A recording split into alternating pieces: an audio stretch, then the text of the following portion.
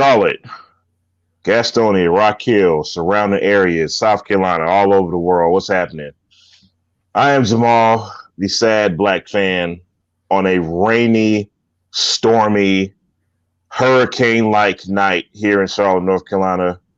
And I got my man to my left. It's just again two guys today, man. We got Rodney Rob Popford in the building.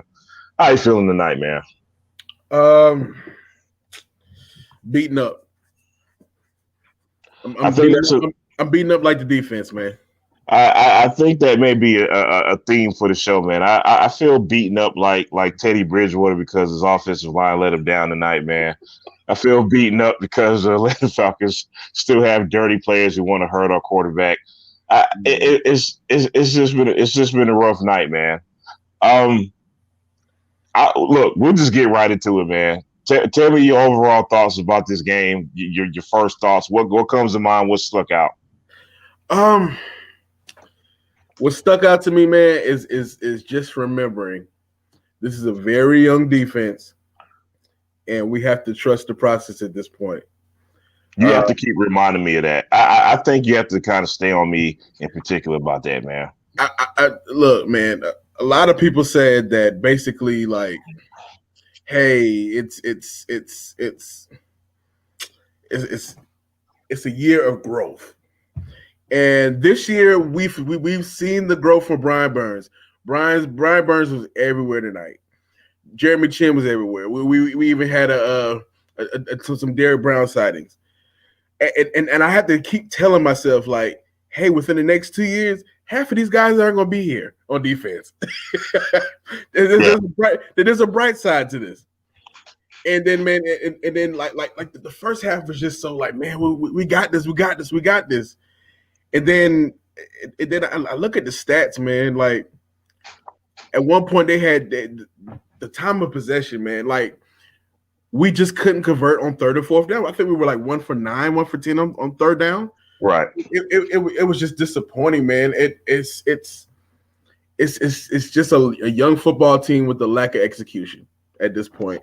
I know Matt Rule's not happy. The offense. To me, the offense every week has to perform because our defense is just not good enough to do it by themselves right now. We have a very young team, and so the offense every week has to perform. We can't score less than 20 points in a game. That's unacceptable. That's unacceptable. Right. So, what's your thoughts? What are your thoughts, man? Look, it's a Thursday night game. Anything can happen, man. And I reluctantly picked the Falcons I reluctantly picked us to win tonight. And when I say reluctantly, I mean reluctantly. And the reason being is because that man came back today, who we didn't face, the last go around. That man, and he made his presence felt early. I mean, off the gate. I mean, I'm talking about the first play of the game was a 20-something yard game. Then the very next play was a 27-yard game. The man had 51 yards and 2 catches in 2 minutes. And that kind of set the tone of the game right there, man. I thought our red zone defense was pretty good in the first half. Solid. But it wasn't going to be sustainable, man. You're not going to keep an offense like that from scoring if you keep letting them drive down the field every time they get the ball. You know what I mean? Yeah. And it showed itself. It just wasn't sustainable. Eventually, no pun intended, but eventually they broke that plane. And they got in the end zone, and they finished when they needed to. We let them off the hook because Matt Paradise had the worst offensive line game of the season by any of our linemen. Man, they killed that A gap. I swear, all night. I swear. Tell me if you feel the same way, man. But it felt like the first 2 times they did it. After the second time, I was like, oh, I think we got something here. And they just kept on attacking it. We didn't make any. I don't know if there was any adjustments we could make, man. We can't continue to put pressure on Mike Davis, our running back, to try to spell Matt Paradise's blocking like that. You just can't continue to do. That's not going to be sustainable, man. And it showed itself. Teddy Bridgewater was just on the run the entire game, man, and just can't win like that, bro. Just can't. Man, I just man, it's something on Thursday nights, man. Like I saw something. It said like I'm just reading to you the last couple of Thursday night games. Luke Kuechly was carted off crying after concussion. Yep. T.J. Watt, Cam Newton shoulder. Yep. Brutal loss to Philly in 2017. And not to mention that same game with T.J. Watt ended Cam Newton's season. That we got beat by 40 something that game too. So don't forget that either. And then Cam's last game was a Panther last year. Yeah, it was a Thursday night game. This is from Kyle Morton on Twitter. It's like when the bright lights are on this franchise, we do not perform. It's kind of like our mascot is a black cat. I don't know. I'll say this, man. I'll say this. This particular game, it doesn't feel like those other Thursday games because number one, it wasn't disastrous. You know, we didn't lose Teddy Bridgewater. We didn't get blown out. You know, nothing too crazy happened. You know what I mean? Now we lost to a 1-6 team. I mean that stinks, but you got to respect Atlanta because you have to recognize the talent that they still have on that football team. Yeah. So you know, I get it. I get the whole history on Thursday night football games, but at the same time, man, I can't say this feels the same way because our expectations are just not as high as nowhere near as high as it was for those previous teams, man. To me, man, like. This game was kind of important to me because I look at the upcoming games, man, and oh my goodness, I really, dude, it'd be hard pressed for me to find a win within the next month, man. It's going to get rough starting next week. Look, man, while we're here, and look, we'll come. Trust me, we're coming back to this game. Why don't you tell us who we got coming up, man? Next, well, actually on the 8th of November, after the apocalypse on Tuesday, we have the Chiefs, and then following that on the 15th, we have the Buccaneers. We have a slight chance against the Lions on the 22nd, and then we had the Vikings, and then the Broncos, and then the Packers. So, I mean, this right is a tough stretch coming up, and we have to remind ourselves, it's not about wins or losses; it's about growth. At this point, no doubt. And then CMC is coming back next week. I got a quick question for you. Yeah. Would you have been mad seeing CMC play tonight? I wouldn't have been mad. I wouldn't. I think I'm totally indifferent. I was totally indifferent to him playing tonight. I really was, man. I'm not mad he didn't play tonight. I'm honestly not, man. And I don't know how much of a difference it would have made, to tell you the truth, because you know, any play calls where we're running CMC or anybody else up the middle obviously was not going to work tonight. So I don't know if that would have made a difference or not, man. I don't know if it's going to make a difference next week. Cause hey, our friend hit us up, man. Which one? Which Falcons fan decided to show up tonight? For Danny. Okay, yeah. Nice to see you. Nice to see you after all these weeks, my guy. and then Danny is probably going to hit me up soon. I'm sure, man. Let me. There's one thing. There's a stat that kind of jumps out at me tonight, man. And that's time of possession, man. The Falcons controlled that all the night, and it was probably worse in the first half, man. I mean, when you convert on 3rd and 14, I mean, you're going to control that clock. I mean, our secondary is horrible. Dante Jackson is not a number one corner. He's not. We had Corn Elder playing corner one at one point. Rasul Douglas or whatever his name is, he's out because of COVID. It's just a patchwork. It's a patchwork secondary field, man. And I mean I didn't expect to win tonight, honestly, man. We were playing Julio freaking Jones, a first ballot Hall of Famer, probably the best Falcon of all times. Yeah. Now, speaking of that secondary, man, I mean, I was arguing with some friends of mine, and they were, to me, they were giving Dante Jackson a little more praise than he deserves. It's like, oh, well, he doesn't suck. Well, no, he doesn't suck, but he's not a number one guy. And complimentary piece. It's a complimentary piece. But listen, Rodney, on this show, what do we call Dante Jackson all the time? Mr. Boom or Bust, right? He's gonna give you an excellent play here. He's gonna get burned on the other play. But in this particular game, it didn't balance out because he got burned like 10 times and got one interception. So I don't really like those odds. You know what I mean? Yeah, but at the same time, man, I want to be fair to the young man. I mean, we're talking about a third-year corner, man, attempting to guard one of the best wide receivers of all time, man. So again, like you said, not much to expect. He's not a number one guy. He's a number one guy on this team. You know, probably maybe not even on this team. Douglas is number one. Douglas is the number one guy on this team. You know what I mean? So, but he was number one tonight out of default. So, I mean, we kind of got what we expected, man. But before this, hey man, I got a question for you. Yeah. Coming into the year, who had the more talented roster, the Falcons or the Panthers? Falcons. Why are Falcon fans extra happy that they beat a less talented younger team? I mean, it's kind of like they're screaming for joy. We finally closed out a game. We didn't lose. It's crazy.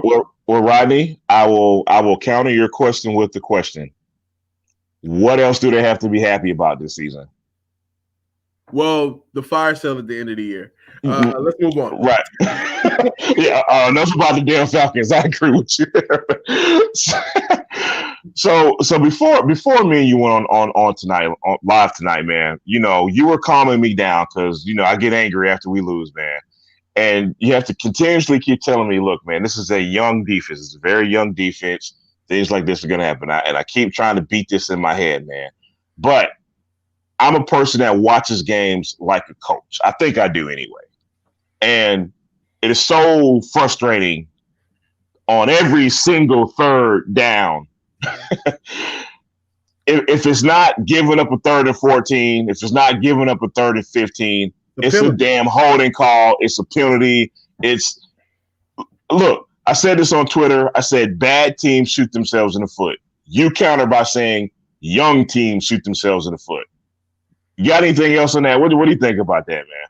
I mean, it's just growing pains, man. To me, this is just excitement for the future. Honestly, man. I got a serious question for you, man. How bad is Will Grier? He must look. Listen, I don't know what Matt Rule is saying in practice every day. I wish we had our insiders on so they could tell us more. But man, to be drafted to be taken in the 3rd round and to be benched behind an XFL guy. Look, man. I mean, I remember last season, man. Everybody that was writing Cam's obituary was saying that he was the savior of the franchise, man. I mean, I was thinking he's going to come in the game. Let me tell you something, man. I got to give props to our former co-host on this show who, from the jump, was like, what in the hell are we doing drafting Will Grier in the 3rd round, man? And I wouldn't be surprised if he's not on this roster next year. I really wouldn't, man. Because, I mean, for what? I mean, if Herney's here, he's probably here. But if Herney's gone, then he's gone. He's already gone. And that's a Herney pick. So, I mean, Herney doesn't like to admit mistakes too readily, man. Anyway, back to this game, man. And specifically, I want to talk about the run defense because in the second half, Atlanta didn't rely heavily on, Calvin really was injured. Julio didn't get a ton of catches in the second half. It was Todd Gurley. They were eating up the clock. They were, taking that time possession away. And they stupidly ran Todd Gurley on the third and long and stopped the clock and gave us the opportunity to win the game, which we didn't do, but whatever. So, but they relied heavily on their run game, man. What does that say to our run defense? It's getting better week by week, but we still have a long way to go, man. Yeah. Derrick Brown is still young, man. It's like I said, man. It's a work in progress, man. It's a consistent work in the progress. Like we had Matt Ryan looking like Mike Vick at one point, man. Yeah, man, dude. I think he equaled his career total for run yards in this one game today, dude. Man, look, I'll outrun Matt Ryan in a 40-yard dash at this point. I got two bad knees. I don't know if it made a difference or not. It is worth noting that Zach Carr did not play tonight, man. So, not only was there a patchwork secondary, there's also a patchwork D-line as well, man. It's a lot of guys rotating in and out on that D-line, man. And, that's probably got to be tough for Derrick Brown, man. I mean, any rookie who doesn't have that second guy next to him, because, Derrick Brown, he's eating up blocks, but he can't get to the quarterback if he's got all the attention on him. So he's double teamed all the time. Yeah. So, I mean, that's a really rough position for a rookie to be in, man. Man, look. We have a solution in New York. I mean, all we got to do is make that phone call, man. What do you think about that? Let's talk about it a little more, man. You text me that question. And by the way, we're talking about trading for, and I might screw up his first name, man. Quentin Williams from the Jets. Yeah, and you text me would I pull that trade? I told you in a heartbeat, man. I don't know how anybody else feels about that, but if he's a young guy, why not? What's the downside of it? There is no downside, man. He's actually starting to flash now in New York. They've proven that they're in a competent franchise. Man, look, place that call, second round pick. Let's get it done. I mean, imagine having him and big boy number 95 on the offense. I mean, on the defensive line, man. It's just like you cannot double team them, and then they help mask problems in the secondary because they're getting to the quarterback that quick. And you got Burns on the outside, man. I'm telling you, man. Look, man, it'll be a golden opportunity to rescue another New York Jet to a promising franchise. Wouldn't you say? Wouldn't that be cool? That would be awesome, man. All right, man. You know what? Let me ask you a question, man. If you were the Atlanta Falcons franchise tonight, would you consider trading Matt Ryan? That's tough. That is. Matt Ryan, you know what you're going to get out of him. He's a fan favorite. He's been with you forever. It might be the smart thing to do. I don't know if they're ready for that yet because I don't know if they're. Listen, I don't know if they're us. I don't know if they're ready to just go full blow it up. Let's start over again. You know what I mean? They might be in the mode where they say, "Look, we keep." Matt and Julio, and we just retool around them. But it's not like they have a long time to do so. So that's a tough question, man. So basically, they're content. I mean, they're content with being like the third best in the division. So just playing that mediocre card. That's what you're telling me.